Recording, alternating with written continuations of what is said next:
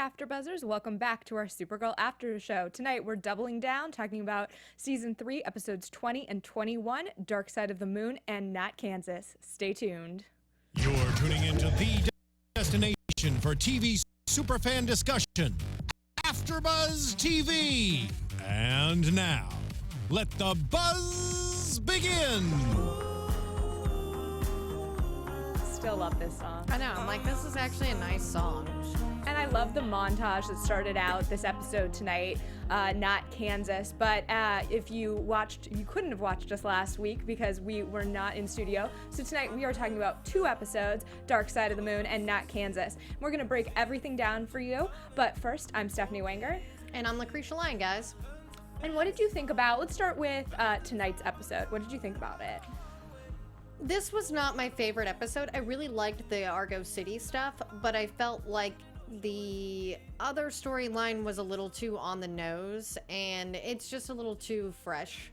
Yeah. That I felt like this wasn't the place for it in this episode. That's interesting, yeah, because I think in the past we've always praised Supergirl for their discussion of social issues, and I think we were both kind of on the same page that this felt a little too much. It was too much too soon for us personally, and again, we want to get into all of that, but before we do, we're going to talk about kind of that Argo storyline, and then we'll jump into kind of the gun control issues that they discuss, as well as Sam and Rain. So we're getting into all of it tonight.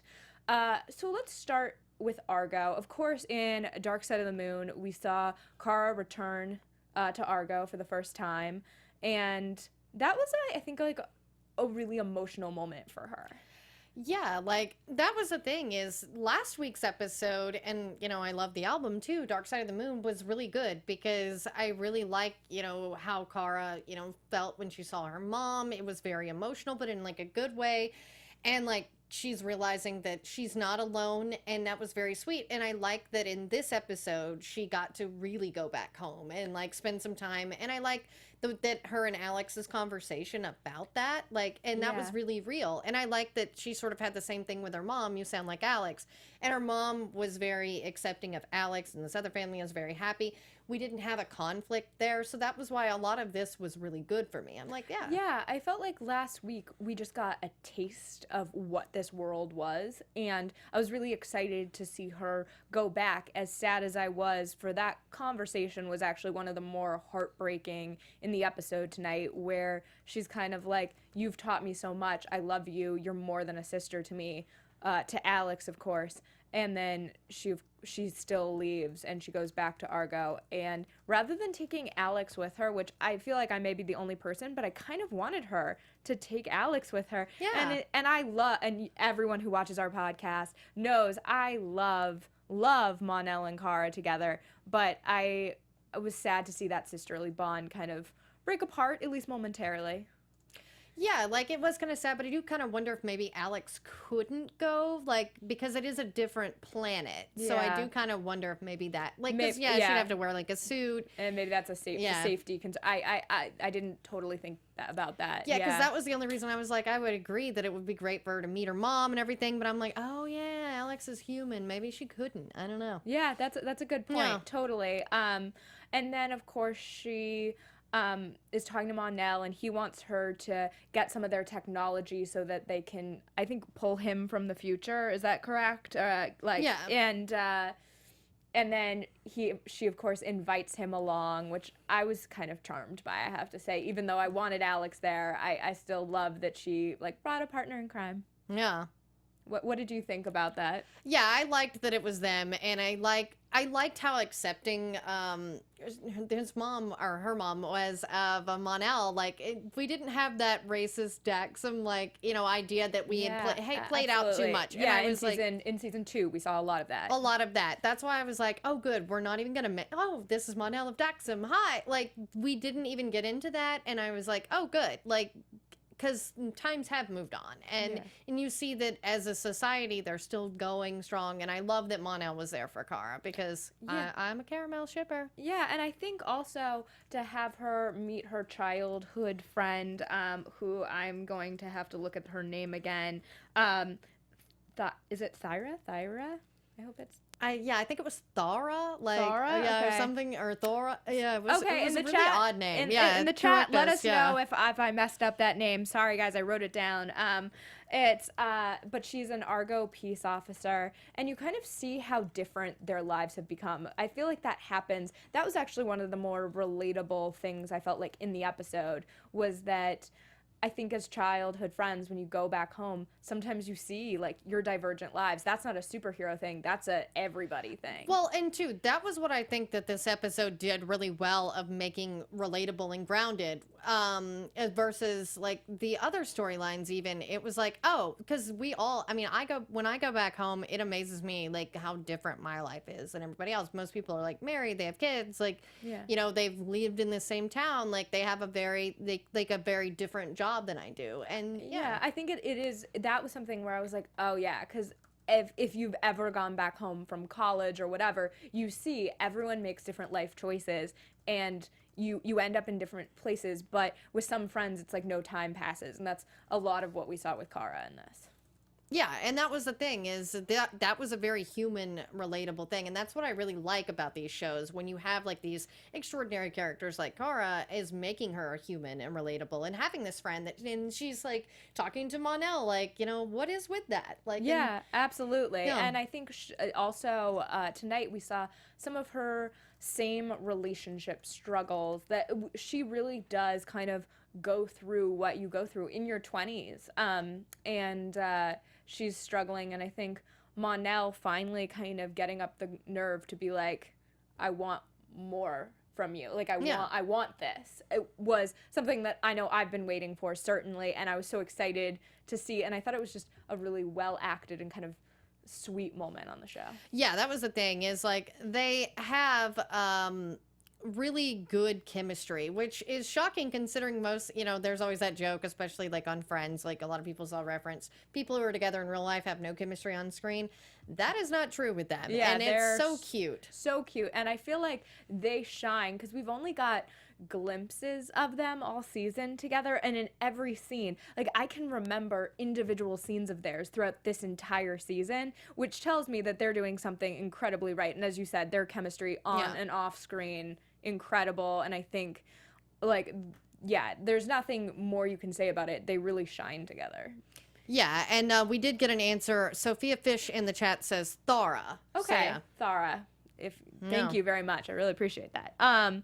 So yeah, I really like this Argo, and we'll get into kind of what's happening back with Alex and John and all of this, but there was a huge juxtaposition tonight of like what's happening in that world versus what's happening kind of back with all of the original group. Yeah, and to this, we'll get to like the big issue with the other group later, but this was a really good like storyline to have at the same time if you were going to have this debate and bring them together. Absolutely. And that's why I felt like it was honestly a little lazy not to bring the idea of, because this one's utopia over here almost in a sense where they don't have these issues. And I was like, that was very played into what could possibly have been a really good coming to middle ground because of the difference in these two stories. Right. And ideally we would like to see a utopia, but what is that? And I agree with that. I also really enjoyed to jump back again to Dark Side of the Moon. Sorry to jump around between both episodes, but it seemed like the easiest way to handle it tonight. But I really enjoyed Mon-El kind of saving a child, like seeing someone in need, because I feel like when we were first introduced to his character, he was a little bit selfish or just kind of self-absorbed, and he was a typical young guy, like and you saw him see a child suffering and was able with this tool from the future to help him and change his life in such a dramatic way. I mean, to be able to clip something onto his arm and have his life change instantly. I hope that's what our future all looks like. That's incredible. Like, to have that kind of medical advancement is amazing. Yeah, and it was such a sweet scene last week, and that's why I like that it was brought up again, and that Kara was very impressed that heed done that. Yeah, like, so charmed. Yeah. Like her face when she's like helping people without me knowing. Yeah, absolutely. I really enjoyed that, and I thought I actually really enjoyed that, as you said, utopia. I thought it was interesting, and it played back to, I believe, I have to go back and look. The season premiere was when we saw her in the field, and I had actually forgotten about that. Yeah. And then to have it loop back and we have only 2 more episodes, I was like, it's all coming together. All these puzzle pieces we've wanted all season are starting to all come together, and I hope that in these final 2 episodes in the next 2 weeks that we really see more kind of the full puzzle, if you will.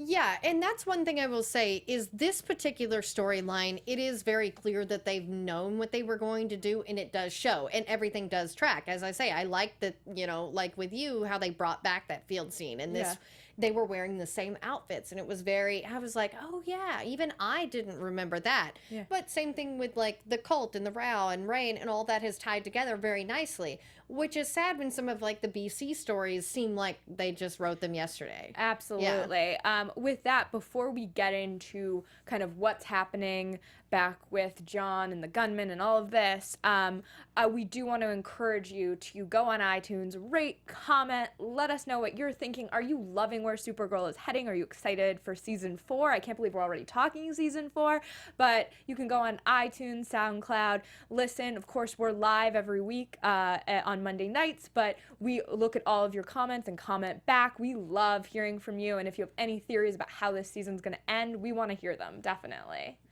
Yeah, and we're always on the chat as well. So. Yeah.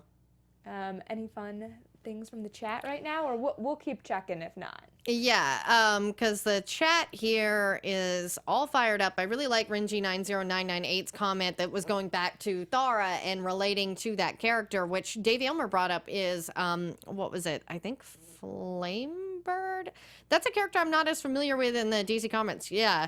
So, yeah, I'll look up a little bit about that character because apparently Thara is somebody. That was interesting. And then Renji90998's comment was about like how you grow up and in your 20s you see that your friends have lived a different life. Yeah, when you're single in your 20s, you notice your friends and old classmates are married and have kids, but it feels weird, but everybody's path is different. Yeah, it's a totally, absolutely, everyone's path is different, and you see kind of everyone evolves at a different rate and different way. It's kind of an interesting time, certainly in your 20s.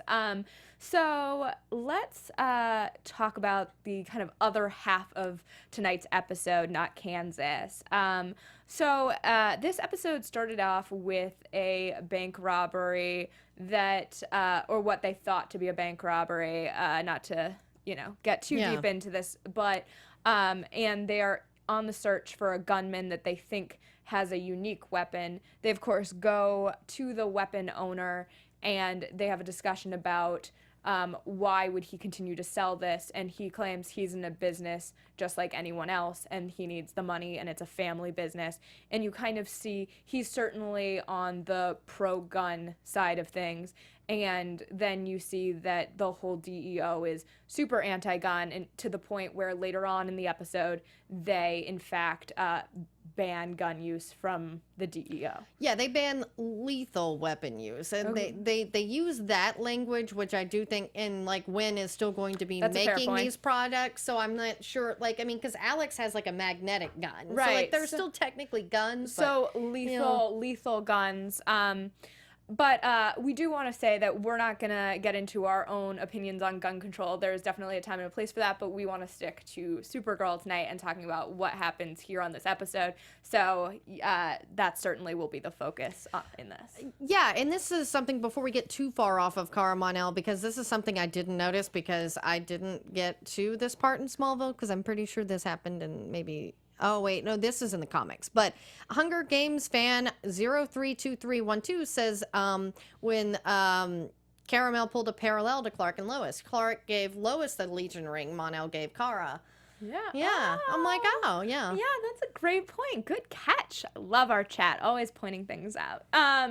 Yeah, so with this storyline, it was interesting to see...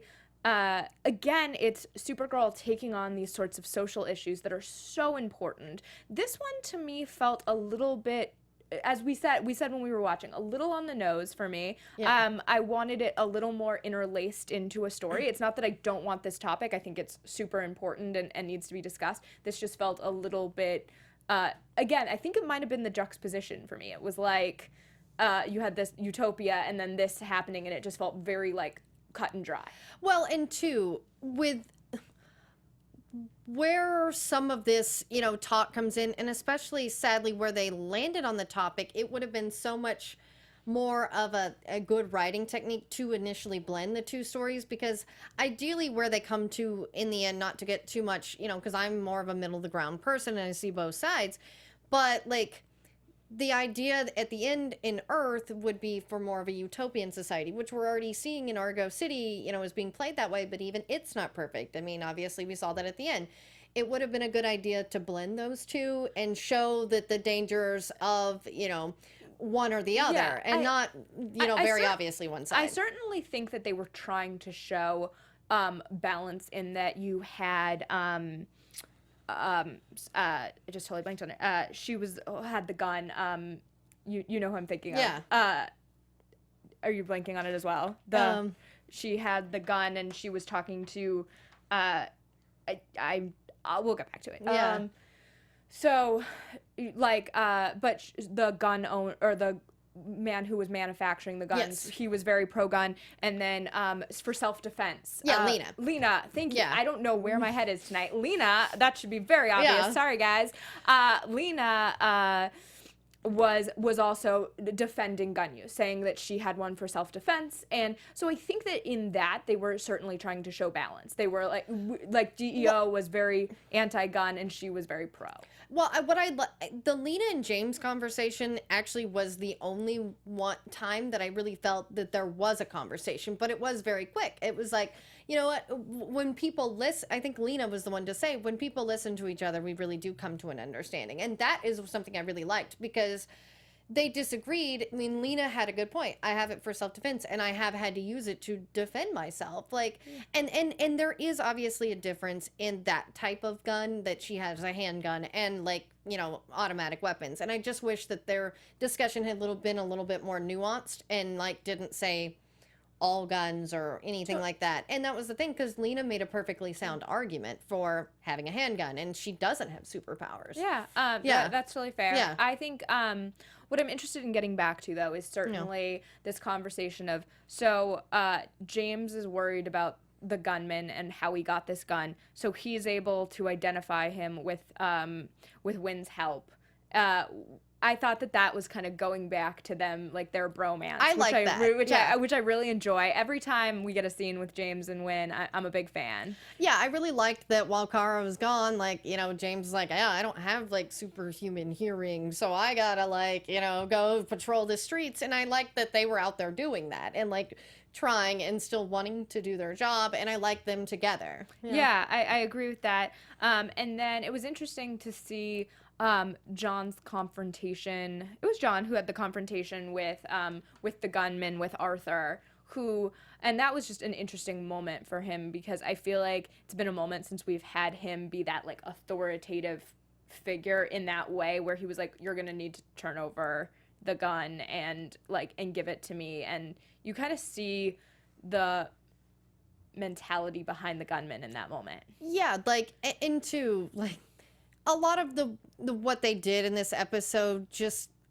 I mean, I don't want to say lazy, but I'm trying to think of another word, but it was just very ripped from the headlines. Like it, and this is someone who loves SVU, it was very much like that, where they got things that were specific. Instead of making it more Supergirl, it was just like direct. And while I liked David Harewood's performance, like definitely, he was really good in this episode. Not like he's not always. Yeah, he's phenomenal. But yeah, like with the gunman, a lot of the dialogue, I was just a little like disappointed that they didn't seem to make it more in line with Supergirl. I think that they were clearly making a point in this episode, and wherever you fall on this issue, that's kind of outside of this, but it certainly, they were getting their viewpoint across in this with no covers, right? It was very clear where they stood on this issue.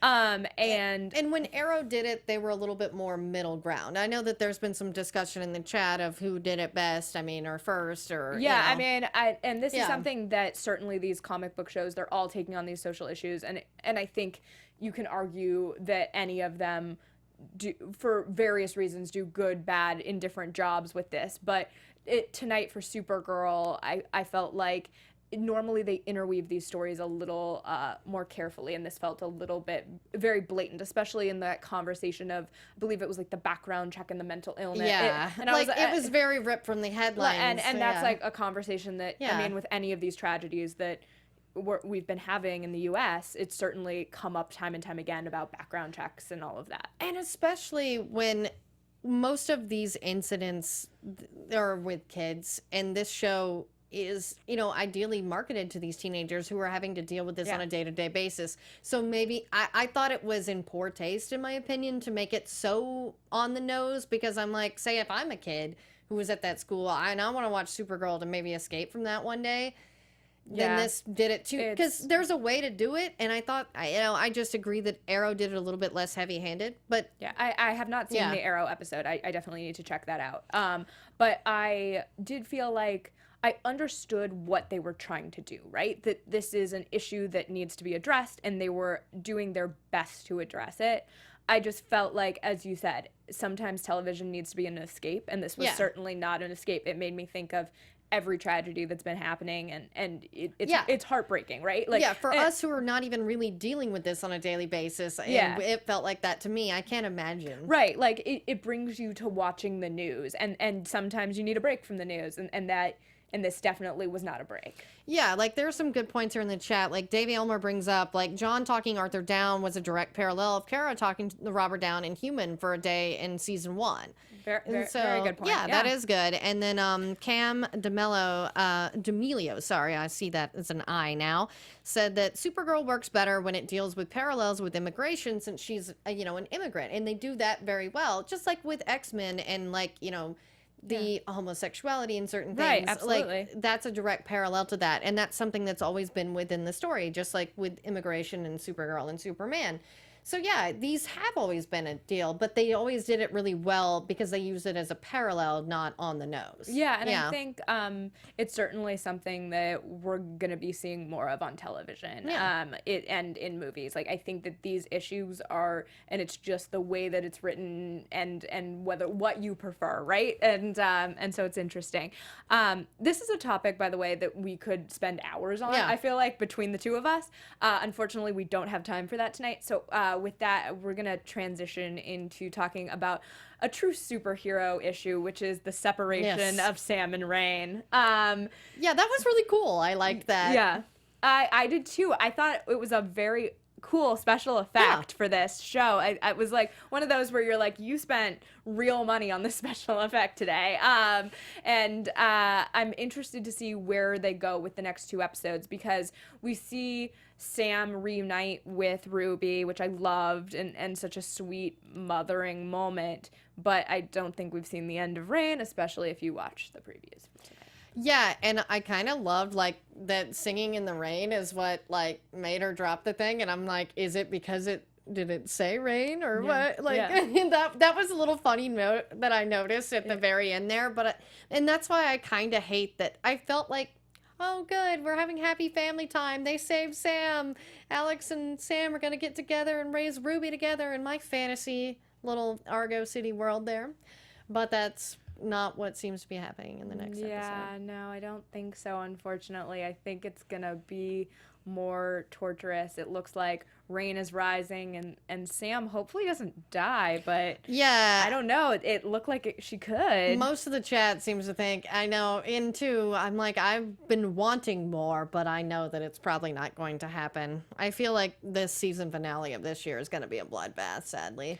I know. Actually, that is a great question for the chat. And if you're watching on iTunes, let us know. Who do you think is going to survive into season 4, and who is possibly dying in the season finale? Yeah, War Hero 99 brings up a good point. Like, where are Ruby's powers? So Ruby is technically like a quarter Kryptonian, or but she seems afraid of it. Yeah, like she doesn't want it. She because I think in last week's episode in Dark Side of the Moon, you even saw Wynn talking to her about how he was afraid that he would inherit all of the bad from his father, and like it didn't happen to him. It doesn't have to happen to her. And so I don't know if we'll see that. Yeah, because I did like that was, the win moments of last episode with Ruby was a good conversation, because his father is a supervillain, as she thinks her mother is, but like in 2, as he pointed out, that's not really your mom in a way, but like, you know, and that is the difference. But yeah, Ruby's gotta have something. But yeah, as you say, she's afraid to see what it is. Yeah, and like I don't know if we lose sight of Sam, will this be a story that comes about? Will Ruby stick around and we'll see her kind of rise in season 4 or 5? I don't know. Yeah. I don't think we're going to see her get powers by the end of this season. I would be surprised by that. Yeah, I don't see them going there because they've already got too much to go through in these next 2 episodes. Well, as I said, we have a ton of puzzle pieces, but we have not seen a lot of that puzzle all solved yet. So I'm hoping that that's what they focus on and aren't introducing a bunch to tease into season 4.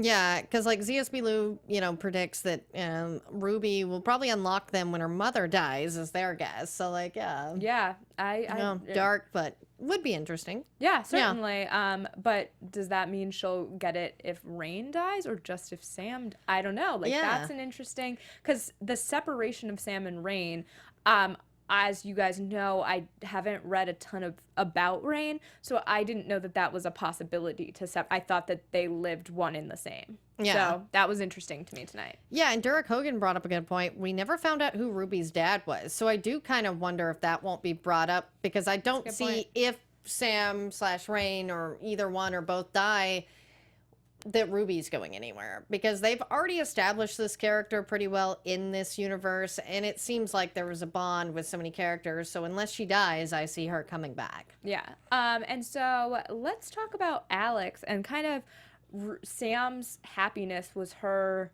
kind of, I don't want to say despair, but certainly bittersweet for her. She loved being that like mom to Ruby.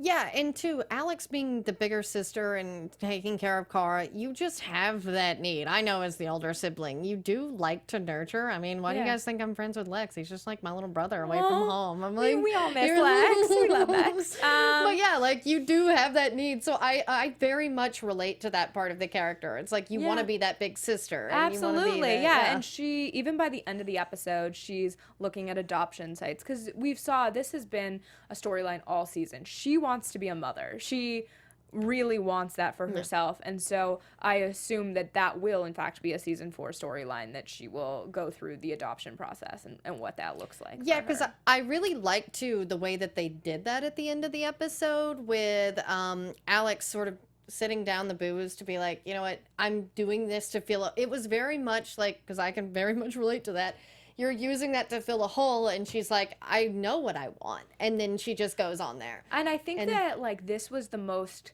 definitive we've seen her, because she broke up with someone over it, but she wasn't really taking steps. She was just admiring kind of motherhood from afar, if you will, where tonight we saw her actively kind of taking that first step to becoming that mother and adopting a child. And I think what I'm hoping for is just like we're getting her, like, to be able to see her be a mother in season 4 would be really lovely.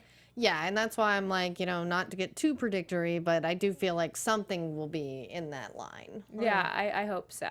And then we'll wrap up with a special topic in a bit, but let's do John and his father before that. This is the storyline that keeps breaking my heart. I love the relationship, because it's not something you see on TV a lot, to have an aging father and what that looks like for a son. But to have his father basically say that he's ready to pass away, broke my heart. There's no like other way to say it for me. To me, it was very bittersweet though, because in this moment, he was letting go, and he was wanting John to let go in a nice way, and like, at least they get this moment, because so many people, like, don't, like, and at least he is lucid, but like he points out, he's like, because it's almost the end. Yeah. And it is very rough to deal with. I don't know, you know, most people can probably relate to some form of dementia in their own family. I know I can, and how rough that is to deal with, and when you get these really nice but bittersweet moments, it's like, oh.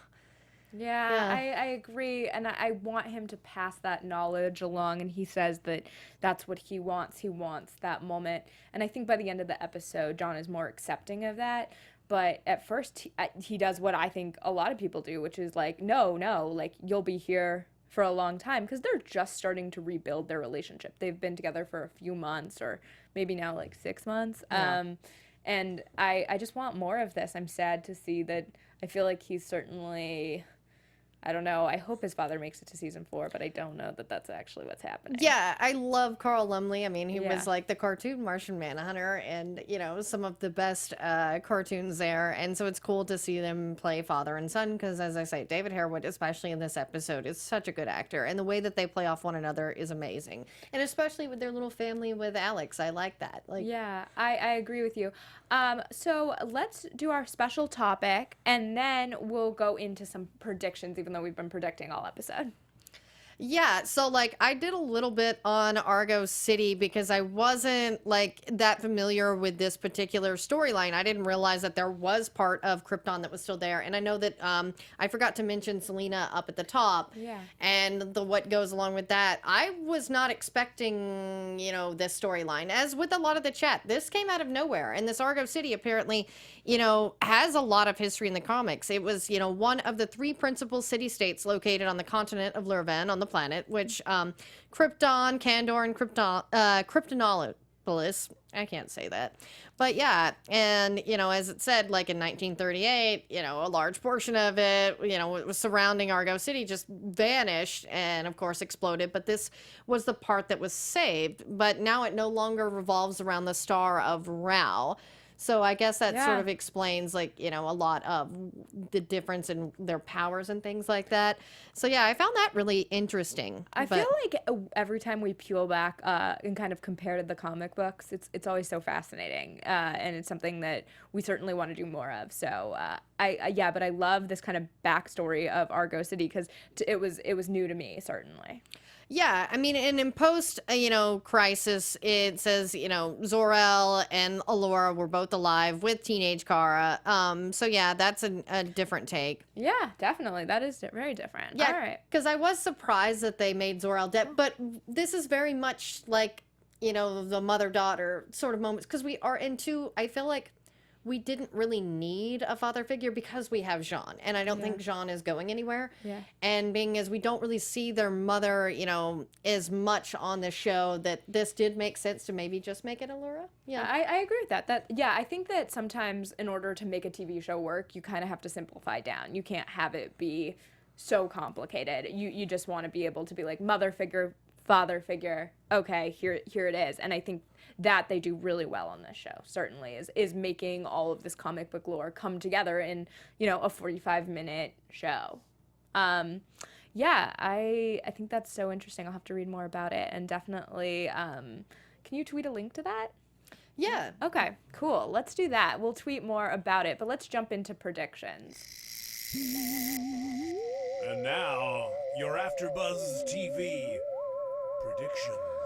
So we've been predicting all episode, certainly, but I kind of want to know where you think the season is going. Where do you think we're going to end up in the season finale? Yeah, like, I hate to say it, but I do think that Sam may be a goner, and it's almost more sad that we got her back just to have her taken away. Very similar with, like, John's dad, and so there's parallels there.